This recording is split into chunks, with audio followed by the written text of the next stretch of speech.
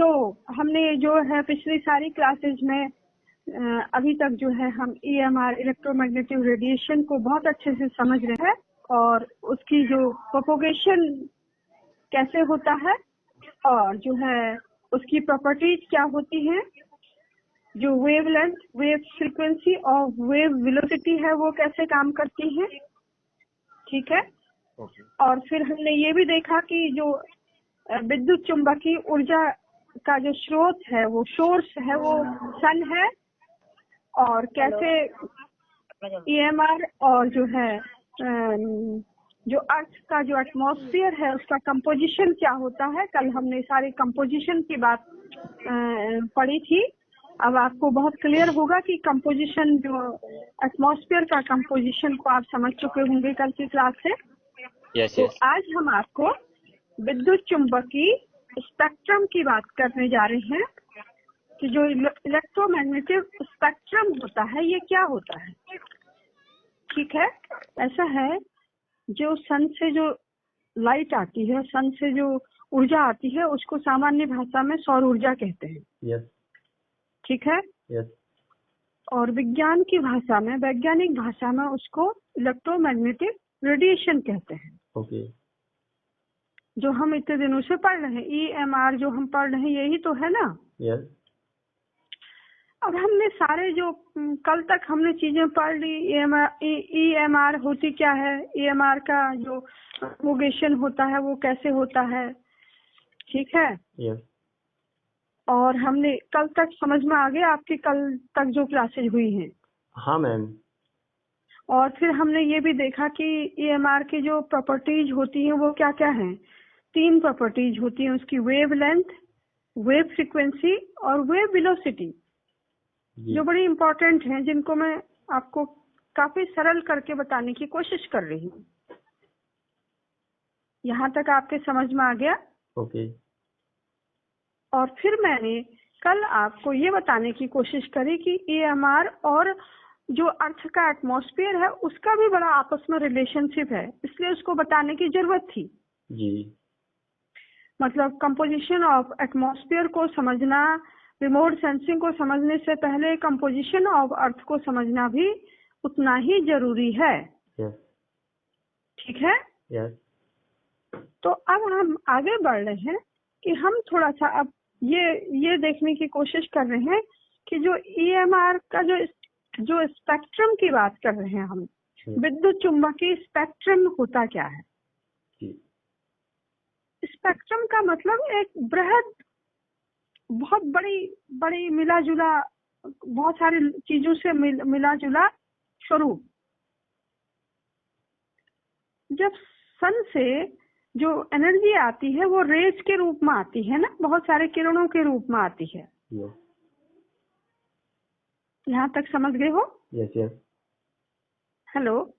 हाँ, आप सुन पा रहे हैं? हाँ, तो उसमें कौन कौन सी किरणें होती हैं? एक्स रेज होती हैं, गामा रेज होती हैं। पहले सबसे पहले गामा रेज, फिर एक्स रेज होती है, फिर अल्ट्रावायलेट रेज होती है, इंफ्रारेड, माइक्रोवेव और रेडियो वेव। ठीक है। yes. ये इतनी सारी जो वेव होती है, इन सबसे जो मिला जुला स्वरूप है इनका, इसको ही स्पेक्ट्रम कहते हैं। ओके। समझ गए हैं? Okay okay. Clear? Yes, clear ma'am. तो जब हम केवल गामा रेज की बात करते हैं तो हम एक रेज को ले रहे हैं। जब हम एक्स रेज की बात करें तो इंडिविजुअल हम पर्टिकुलर एक रेज की बात कर रहे हैं। अल्ट्रावायलेट की एक रेज, एक पर्टिकुलर रेज की बात कर रहे हैं। जब हम इन सब की एक साथ मिलजुल कर जो स्वरूप बन रहा है, gamma rays, X rays, ultraviolet rays, infrared, microwave, radio तथा टेलीविजन वेव्स, तो इनका मिला जुला स्वरूप ही क्या होता है? स्पेक्ट्रम। स्पेक्ट्रम। क्या स्पेक्ट्रम? खाली स्पेक्ट्रम नहीं, इलेक्ट्रोमैग्नेटिक विद्युत चुंबकीय स्पेक्ट्रम। स्पेक्ट्रम, राइट, विद्युत चुंबकीय स्पेक्ट्रम। सिंपल, समझ गए हैं? यस। अब हम क्या करते हैं, देखो, जब सूर्य से प्रकाश आता है तो किसी किरण के रूप में आता है ना। यस।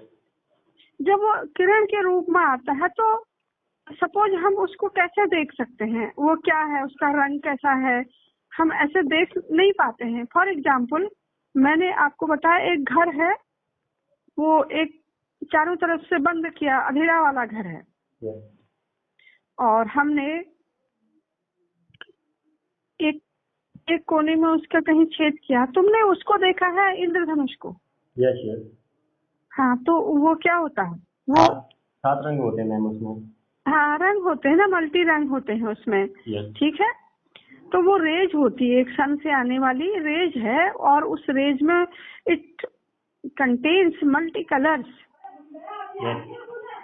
अब वो कलर का अपना अपना क्या होती है, वैल्यू होती है। यहाँ EMR की जब हम बात करते हैं तो हर कलर की अपनी एक विशेषता होती है। ओके। ठीक है। यस। तो यह जो प्रकाश का जब ये सब मिला जुला स्वरूप एक पट्टी के रूप में होता है तो ये इसको केवल लाइट स्पेक्ट्रम कहते हैं। यस। समझ गए हैं? यस। लाइट स्पेक्ट्रम क्या है?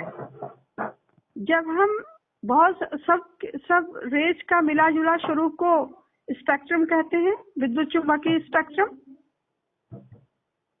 उसी का एक छोटा रूप लाइट स्पेक्ट्रम है ना। जी। समझ गए हैं? यस। तो इसमें क्या होता है, जब विद्युत चुम्बकीय जो स्पेक्ट्रम होता है इसमें बैगनी कलर, जामुनी कलर, नीला कलर, हरा कलर, पीला कलर, नारंगी तथा लाल कलर होते हैं। इतने कलर होते हैं इसमें। यस। ये एक ही कलर नहीं होता है इसमें। ठीक है जी। और ये कलर क्या होते हैं, ये दृष्टिगोचर होते हैं, ये देखे जाते हैं। ये कलर यू कैन सी, आप देख सकते हैं। इंद्रधनुष को देखा है तो कितने कलर उसमें दिखते हैं हमें? 7 यही कलर। कलर दिखते हैं जो 7 कलर आप कह रहे हो। ठीक है, जामुनी, नीला, हरा, पीला, नारंगी, लाल। अगर इनका शॉर्ट फॉर्म भी है बैनिया हो पीनाला वैसे। हाँ, तो जब हम इसको देख सकते हैं तो इसीलिए इसको विजिबल स्पेक्ट्रम कहते हैं। हमने देख सकते हैं ना वो कलर्स को। Yes yes. ठीक है, दैट कॉल्ड विजिबल स्पेक्ट्रम, जिसको दृश्य स्पेक्ट्रम कहा जाता है। अब दूसरा होता है अदृश्य स्पेक्ट्रम, इनविजिबल स्पेक्ट्रम, जो देख सकते हैं। इन रेज के जो कलर्स को हम देख सकते हैं, दैट कॉल्ड विजिबल स्पेक्ट्रम। और जिन कलर्स को हम देख नहीं सकते हैं वो इनविजिबल स्पेक्ट्रम है। अब वो जो नहीं देख सकते हैं हम, वो क्या चीजें, वो कैसे नहीं देख पा रहे हैं? ठीक है, जो दृश्य स्पेक्ट्रम के जो लाल रंग में सबसे लंबी वेवलेंथ होती है, जो रेड कलर होता है ना, इसके अंदर जो रेड कलर होता है, रेड कलर की सबसे लंबी लॉन्ग वेवलेंथ होती है। और जो बैगनी कलर होता है उसकी सबसे छोटी वेवलेंथ होती है। दो इनके नेचर है ऐसा। लाल रंग की सबसे लंबी वेवलेंथ होती है। विजिबल स्पेक्ट्रम के अंदर जो लाल कलर पाया जाता है उसमें सबसे लंबी वेवलेंथ होती है, यानी वो तरंग सबसे लंबी होती है। और जो बैगनी कलर की तरंग होती है वो सबसे छोटी होती है। सिंपल, समझ गए हैं? यस, बिल्कुल। हाँ, अब क्या होता है, सूर्य के प्रकाश का जो स्पेक्ट्रम होता है वह केवल लाल रंग से लेकर बैगनी रंग तक ही सीमित नहीं होता है। जो सन का जो रेज निकलती है वो लाल और बैगनी ही नहीं होता है, उसमें बहुत सारे और कलर भी होते हैं। मैंने अभी बताया आपको, जामुनी होता है, नीला होता है, हरा होता है, पीला होता है, नारंगी होता है। पर हमारे लिए इम्पोर्टेंट रेड और बैगनी कलर हैं। रेड कलर इसलिए इम्पोर्टेंट है क्योंकि इट हैव लॉन्गेस्ट वेवलेंथ, और बैगनी कलर इसलिए इम्पोर्टेंट है कि इसकी सबसे छोटी वेवलेंथ होती है। अंडरस्टैंड? यस। ठीक है। यस। अब हम जो रेड कलर होता है, रेड कलर के बाद भी जो ऊपर भी कुछ कलर पाए जाते हैं ना, जो लंबी रेड कलर की पट्टी है उसके बाद भी कुछ ऊपर भी कुछ कलर्स पाए जाते होंगे ना उसमें जी। और जो बैगनी मैंने कहा कि सबसे छोटी कलर है, सबसे छोटी वेवलेंथ है। लंबी और छोटी के बीच में जो है एक बड़ा बड़ा एरिया है। ठीक है। yes. तो इसका विस्तार जो है आंखों से देखा नहीं जा पाता, हम देख नहीं सकते हैं उसको। ये रेड कलर और बैगनी कलर के बीच का जो एरिया का विस्तार होता है, वी कांट सी इट, हम इसको देख नहीं पाते हैं। इसीलिए इसको हम अदृश्य स्पेक्ट्रम या इनविजिबल स्पेक्ट्रम कहते हैं। Understand? Visible spectrum means we can see, जो दिखाई देते हैं, जो दिखाई देते हैं, जैसे रेड और हाँ, जिसमें रेड है और जामुनी है, नीला है, बैगनी है, लाल है, बहुत सारे कलर, हरा कलर है। बट इसमें दो colour is too important, red और बैगनी। रेड इसलिए इम्पोर्टेंट है क्योंकि इसकी वेवलेंथ सबसे लंबी होती है, और बैगनी इसलिए इम्पोर्टेंट है कि इसकी वेवलेंथ सबसे छोटी होती है। अंडरस्टैंड? यहाँ तक क्लियर हो गया? अब हम जब रेड कलर के ऊपर वाला भाग और बैगनी कलर के जो सबसे छोटा है और जो सबसे बड़ा है उसके बीच का जो विस्तार होता है, हम उसको देखने में असमर्थ होते हैं, हम देख नहीं पाते हैं उसको, और उसी को हम इनविजिबल स्पेक्ट्रम कहते हैं। यानी इलेक्ट्रोमैग्नेटिक जो स्पेक्ट्रम है वो दो तरह का होता है, एक तो विजिबल स्पेक्ट्रम है और दूसरा इनविजिबल स्पेक्ट्रम है। समझ गए हैं? स्टूडेंट मेरी बात समझ गए हैं? जी। ओके, तो यहाँ तक क्लियर हो गया आपको? अब कोई प्रॉब्लम नहीं है? No no. अब देखो, मैंने बताया जो इनविजिबल है, जो लाल कलर, रेड कलर और बैगनी कलर के बीच का जो विस्तार वाला एरिया है, दैट इज इनविजिबल स्पेक्ट्रम। अब जो रेड कलर के ऊपर वाला जो भाग, बड़ी तरंगदैर्घ्य वाला जो भाग है, रेड कलर के बाद वाला भी कुछ भाग होगा ना, जिसको हम इंफ्रारेड, उसके बाद जो लॉन्गेस्ट वेवलेंथ है उसके बाद वाले भाग को, ऊपर वाले भाग को क्या कहते हैं? इंफ्रारेड स्पेक्ट्रम, अवरक्त स्पेक्ट्रम। यस, अवरक्त स्पेक्ट्रम। ठीक है? यस।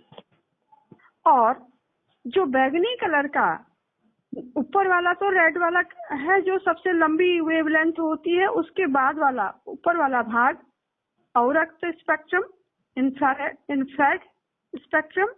और जो बैगनी कलर क्या होता है? बैगनी की वेवलेंथ सबसे छोटी होती है। समझ गए? yes. इस भाग को, जो सबसे छोटी वेवलेंथ वाले भाग को पराबैगनी स्पेक्ट्रम या अल्ट्रावायलेट स्पेक्ट्रम कहते हैं। अब क्या हुआ? इसका मतलब ये हुआ कि visible spectrum, invisible spectrum, infrared spectrum और अल्ट्रावायलेट स्पेक्ट्रम, 4 हो गए ना? yes. समझ गए हैं? yes. तो ये सबका जो कॉम्बिनेशन है, सबका जो भाग है, उसी को हम स्पेक्ट्रम कहते हैं। क्लियर हो गया है? yes. इसको हमने एक डायग्राम से आपको बताया भी है क्लास में, और इसको डायग्राम को भी बनाना भी है। अब हम इसी से आगे जब बढ़ रहे हैं तो हम स्पेक्ट्रल प्रदेश की बात करते हैं। जहाँ जो रेज पाई जाती है उसको वही रेज के नाम से वही प्रदेश कहा जाता है। यानी गामा रेज जहाँ पाई जाती है तो उस सारे एरिया को गामा रेज एक ही जगह पर नहीं पाई जाती ना, वो पूरे काफी लंबे एरिया पर पाई जाते हैं। तो जिस जिस एरिया में गामा रेज होती है तो उसको गामा रेज रीजन कहा जाता है। फिर एक्स रेज प्रदेश, फिर फोटोग्राफिक, फिर दृश्य प्रदेश जो विजिबल होता है, फिर अवरक्त प्रदेश, इंफ्रारेड रीजन,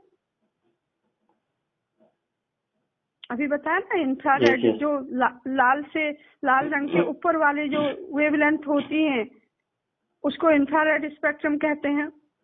और जो बैगनी वाले जो सबसे नीचे बैगनी रंग के नीचे छोटी तरंग वाले भाग को अल्ट्रावायलेट रेज कहते हैं। ठीक है। yes. तो इनको प्रदेशों के उनके नाम से उनके प्रदेशों में बांट दिया जाता है। गामा रेज प्रदेश, एक्स किरण प्रदेश, दृश्य प्रदेश, अवरक्त प्रदेश, परावर्तित, तापी, ये बैंड, इनके बीच बीच में कुछ बैंड भी पाए जाते हैं ना। yes. और रेडियो प्रदेश और लघु तरंग माइक्रोवेव प्रदेश। ठीक है। yes. यानी बैंड का मतलब है कि जो जैसे हम अवरक्त प्रदेश की बात करते हैं तो अवरक्त प्रदेश के अंदर जो है अलग अलग दूरी से परावर्तित अवरक्त बैंड, तापी अवरक्त बैंड, उनके कुछ सब डिविजन्स भी होते हैं जिनको हम बैंड कह देते हैं। yes. ठीक है, समझ गए यहाँ तक? जी। अब हमने क्या करना, अब हमने ये समझने की कोशिश करी है जो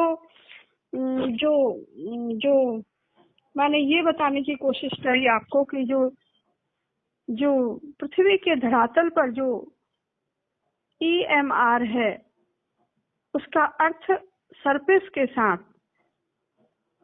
कैसे इंटरेक्शन होता है, कैसे अन्योन्य क्रियाएं होती हैं, जैसे मैं इतने दिनों से आपको समझाते हुए आई हूँ। ठीक है। yes. तो इसका मतलब यह है कि विद्युत चुंबकीय विकिरण जब पृथ्वी के विभिन्न पदार्थों में पड़ता है आपातिक, तो इससे क्या होता है, जो पृथ्वी पर जो पदार्थ हैं वो क्या है, कुछ ठोस रूप में है, सॉलिड रूप में है, कुछ लिक्विड रूप में है और कुछ गैसीय रूप में है। ठीक है। ओके। ये तीनों को ही जो है हम इंसिडेंट रेडिएशन कह देते हैं जब तीनों का मिला जुला रूप होता है। मैम ठीक है। मैम ये इंफ्रारेड के अंदर ये दो वो हैं, एक रिफ्लेक्टेड और एक थर्मल। हाँ, इंफ्रारेड की वो तो अब डिटेल में फिर जब वहां पर आऊंगी फिर उसको समझाने की कोशिश करूंगी ना। यस। हाँ, वो वहीं पर होता है थर्मल फिर ना जी। तभी वो बैंड कहा जाता है उसको। इंफ्रारेड के अंदर जो है रिफ्लेक्टेड होता है और तापी थर्मल होता है।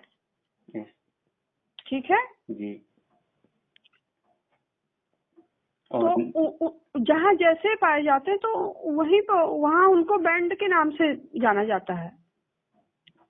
जी मैम, ये जो माइक्रोवेव है यह क्या काम करती है?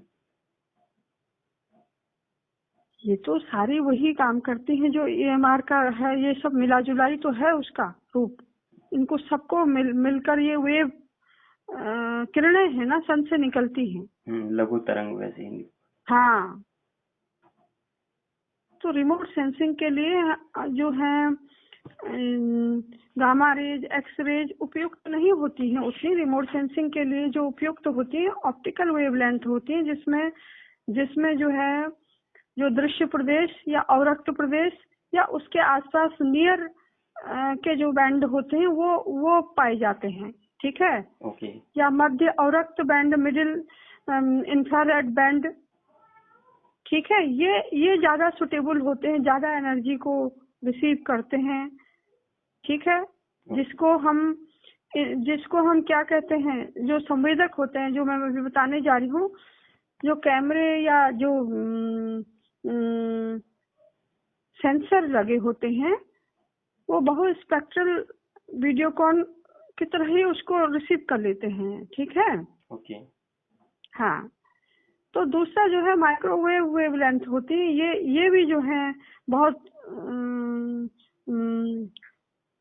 फेवरेबल होती है रिमोट सेंसिंग के लिए। जो EMR की बात कर रहे हैं हम, रिमोट सेंसिंग में जो इलेक्ट्रोमैग्नेटिक रेडिएशन ही मेन है ना जी, वही तो जो विद्युत चुंबकीय विकिरण है वही इम्पोर्टेंट है ना। ठीक है, तो जब हम धरातल में EMR को धरातल के संदर्भ में देखते हैं तो ये इंटरेक्शन करती है धरातल के हर चीज ऑब्जेक्ट के साथ। तो हम उसकी तब हम धरातल के ऑब्जेक्ट की इंटेंसिटी को देख लेते हैं, उसके मैग्नीट्यूड को देखते हैं, और रेज जो आ रही है उसकी डायरेक्शन किस डायरेक्शन से आ रही है ये देखने की कोशिश करते हैं, वेवलेंथ को देखते हैं, और पोलराइजेशन ध्रुव के आसपास ध्रुवी से कितनी दूर है ये करने की कोशिश करते हैं, और उसकी अवस्था को भी देखने की कोशिश करते हैं। ठीक है, ओके। इससे क्या होता है, जो सूचनाएं हमारी एकत्र होती है उनका एरिया, उनका आकार, उनकी आकृति, shape, size, area, shape, size and colour, और कलर का जो गठन टेक्सचर होता है, ठीक है जी, और कलर का जो इंटरनल स्ट्रक्चर होता है वो सबको हम क्या कर सकते हैं, पता कर सकते हैं। इन सब चीजों की स्टडी करने में हमें आसानी होती है। तो इन सब को समझने के बाद हमने ये समझ रहे हैं कि जो संवेदक होते हैं, जो सेंसर्स होते हैं, sensors, yes, remote sensing sensors,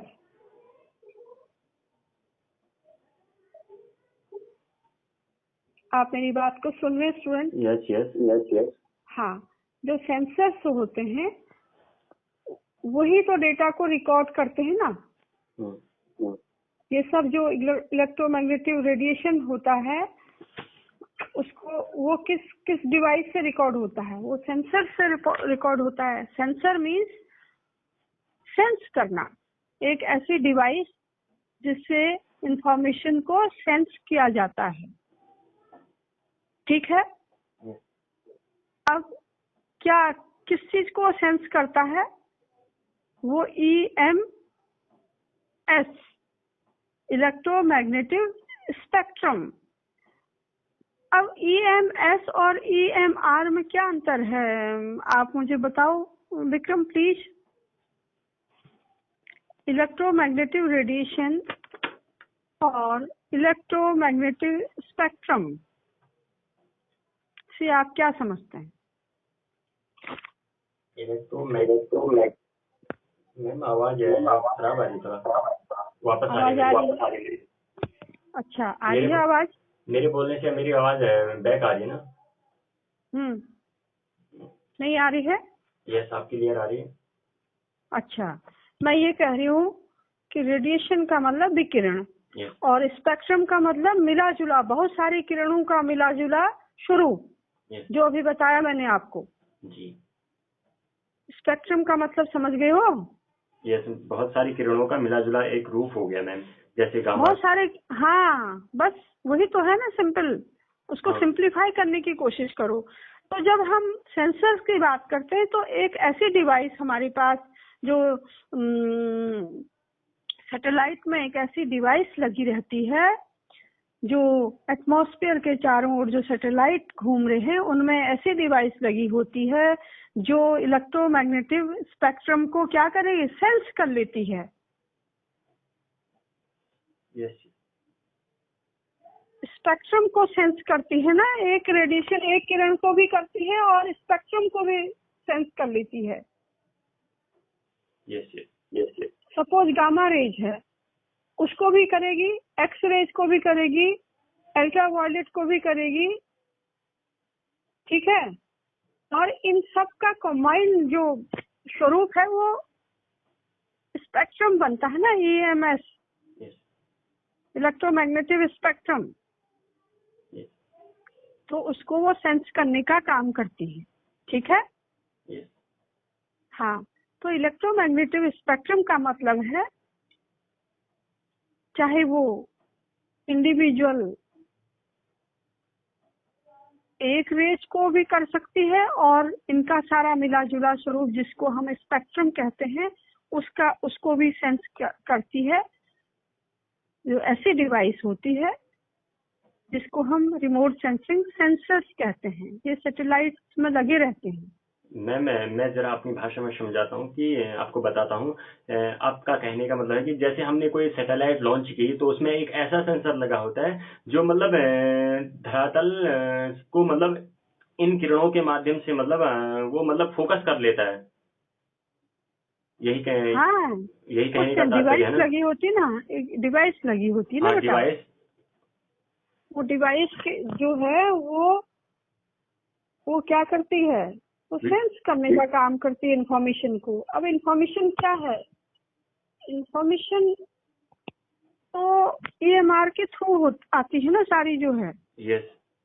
या EMS के थ्रू आती है, स्पेक्ट्रम के थ्रू आएगी ना सारी जो किरणें, X rays, Y rays, gamma rays, infrared, जी, उनके मिले जुले स्वरूप से बनती है ना सब चीजें। यस जैसा अभी सारी चीजें बताई ना मैंने आपको। जी। तो ये सेंसर्स उसके या इंडिविजुअल स्वरूप को भी सेंस करती हैं, इंडिविजुअल रेज को भी सेंस करती हैं और उसके कंबाइंड स्पेक्ट्रम को भी सेंस कर लेती हैं। मैम ये संक्षिप्त में जरा इसको भी समझा दीजिए, ये जो रेडियो रेस है। क्या? हाँ, इसको भी ये रेडियो वाली किरण को भी समझा दीजिए संक्षिप्त में मैम। रेडियो वेव्स की बात पूछ रहे हो? Yes yes. ये रेडियो वेव्स जो होती हैं ये सबसे दूर होती हैं। यस विद्युत चुंबकीय स्पेक्ट्रम में सबसे लंबे जो होती हैं, सबसे लंबी, जी। सबसे लंबा जो होता है ये रेडियो वेव्स का होता है। ओके।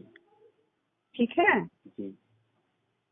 जिससे क्या होता है, जो कमर्शियल प्रसारण होता है वो इससे होता है, या कोई जलवायु संबंधी सूचना लेनी होती है तो रेडियो वेव्स इसको रिसीव करता है। बाकी जैसे कोई और इंफॉर्मेशन अगर सैटेलाइट लेता है तो फिर वो इंफ्रारेड उससे आ जाता है। ठीक है, समझ गया मैम कि जलवायु, हमारे जो जलवायु से संबंधित मतलब जानकारियां हैं वो हम रेडियो रेस से मतलब प्राप्त कर लेते हैं।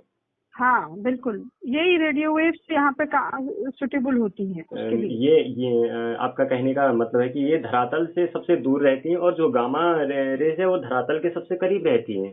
करीब रहती हैं, बहुत सिंपल। ठीक है। यस। हाँ, तो अब जो सेंसर्स की बात मैं कर रही हूँ, वो सेंसर्स ऐसी डिवाइस होती है जो क्या करती है, इंडिविजुअली या एक रेज को भी देखती है, सेंस कर लेती है। जैसे गामा को भी सेंस करेगी, एक्स को भी करेगी, और माइक्रोवेव को भी करेगी, इंफ्रारेड को भी करेगी, और इनका मिला जुला स्वरूप जो स्पेक्ट्रम बनता है उसको भी करती है। अब हमको जैसे जरूरत होगी हम वैसे एनालिसिस करेंगे नीचे लाके ना उसको। यस। यहाँ तक समझ गए हैं? यस। ये सेंसर्स जो है दो तरह के होते हैं, एक तो पैसिव सेंसर्स होते हैं, दूसरे एक्टिव सेंसर्स होते हैं। 1 सेकेंड, आपने क्या कहा था? सेंसर दो प्रकार के होते हैं, कौन कौन से? एक पैसिव PASSIVE पैसिव सेंसर, और दूसरे active ACTIV active. Okay. Active sensor. Passive sensor और एक्टिव सेंसर। हाँ, पैसिव सेंसर और एक्टिव सेंसर। अब पैसिव सेंसर क्या होते हैं? पैसिव सेंसर वो सेंसर होते हैं जिनकी जो क्या करते हैं, इंफॉर्मेशन को डिटेक्ट करते हैं और जिनकी अपनी लाइट नहीं होती है, यानी वो सन की लाइट से चीजों को डिटेक्ट करते हैं। यानी जब सन होगा तभी वो इंफॉर्मेशन को क्या करेंगे, कलेक्ट कर पाएंगे। सेंस कर पाएंगे। हाँ, उनकी अपनी कोई लाइट नहीं होती है, मतलब सन की लाइट से ही वो काम कर पाते हैं। यस। और दूसरे जो है एक्टिव सेंसर, वो सेंसर होते हैं जिनकी अपनी भी लाइट होती है। ओके। यानी इसको एक एग्जाम्पल से समझिए कि आपके पास एक कैमरा है। यस मैम, कैमरा बिल्कुल देखा है। थोड़ा मैं हाँ, एक बात बताऊं मैम, जब कैमरा नहीं, पहले मुझे बताने दीजिए। यस आपके पास कैमरा है यस, कैमरा है। और कैमरा से आपने फोटो खींचा, यस। और कैमरा से जब फोटो खींचे तो आपने कमरे के अंदर की फोटो खींची, और कमरे के अंदर जो है आपको लाइट जलाई आपने। लाइट जलाई तो अच्छी फोटो आएगी ना। यस। ठीक है। यस। तो आपने लाइट जला के फोटो खींच ली, जी। और वहीं पर आपके पास उस कैमरे में क्या लगे हैं, लेंस भी लगे हैं, और आपने जो है लाइट बिना जलाए ही लेंस ऑन किए और लाइट खींच ली, फोटो खींच ली। यानी वो कैमरा जो पहले आपने फोटो खींची, जिसके लिए आपको लाइट जलाने की जरूरत पड़ी, इसका मतलब उसमें अपने वो क्या नहीं है,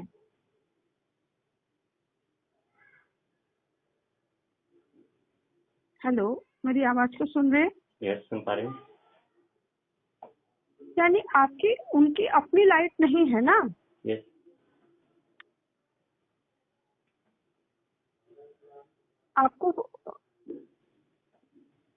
आपको लाइट जलाने की जरूरत इसलिए पड़ी कि अंधेरे में फोटो नहीं खींच पाते हैं आप। जी। और दूसरे कैमरे में क्या है, लेंस लगे हुए हैं जिसमें अंधेरे में भी फोटो खींच लेते हैं आप। तो इसका मतलब ये हुआ कि जिस कैमरे में लेंस लगे हैं वो क्या है, एक्टिव रिमोट सेंसिंग का काम कर रहा है, और जो जिसमें नहीं लगे हैं लेंस वो पैसिव, यानी वो दूसरे की लाइट पर डिपेंड करता है। मैम मैं 2 एग्जांपल देता हूँ, आप उनका विश्लेषण करना। जैसे मैं पैसिव के अंदर तो अपने मोबाइल को रख लेता हूँ, लेकिन एक्टिव के अंदर मैं उस कैमरे को रख लेता हूँ जो मतलब आजकल मतलब सड़कों पर भी लगे रहते हैं, जैसे हमारे महाविद्यालय में लगे। वो जैसे दिन ढलता है वैसे वैसे उनमें से जो रेड लाइट है वो रेड लाइट जलते रहती है जैसे जैसे दिन ढलता है। नहीं, वो नहीं, उससे नहीं मतलब है। एक एग्जाम्पल दे रहा था मैं, है एक एग्जाम्पल के तौर पर रख रहा था मैम, कि हम एक्टिव के तौर पर मतलब उसे जैसे मतलब वो अपने आप मतलब एक्टिव हो रहा था ना, उसमें एक डिवाइस लगी होती है। उससे भी आप सिंपल समझिए उसको, उससे भी आप सिंपल समझ लीजिए ना, एक जिसकी अपनी लाइट होती है, जिसकी अपनी प्रॉपर्टी है, अपनी ओन लाइट है, जिससे वो अपने उससे काम कर रहा है, तो वो तो एक्टिव है, काम कर रहा है ना। यस। उसकी अपनी लाइट है। और जिसकी अपनी लाइट नहीं है वो सन की लाइट से काम कर रहा है, तो वो पैसिव हुआ। जो सन की लाइट से काम कर रहा है वो पैसिव। हाँ, दूसरे के ऊपर डिपेंड है ना। सन की लाइट, अगर सन नहीं निकलेगा, रात होगी तो वो काम नहीं कर पाएगा ना। Yes yes.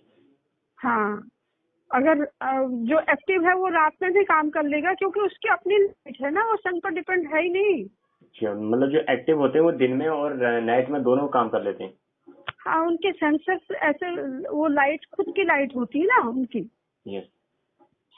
जो डिवाइस है उसमें जो सेंसर्स लगे हैं उसमें ऐसी लाइट होती है कि वो खुद सिग्नल्स नीचे डालते हैं वो सैटेलाइट। ठीक है। तो पैसिव सेंसर्स का मतलब it detect nature energy radiation that is emitted और रिफ्लेक्टेड बाय द ऑब्जेक्ट और बीइंग ऑब्जर्व। यानी कोई भी ऑब्जेक्ट को एनर्जी सन से मिलेगी और सैटेलाइट का जो सेंसर है वो खुद लाइट को नीचे फेंक रहा है, सिग्नल दे रहा है। तो इसका मतलब वो पैसिव, वो एक्टिव रिमोट सेंसिंग है। ओके, समझ गया मैम, क्लियर हो गया ना? yes.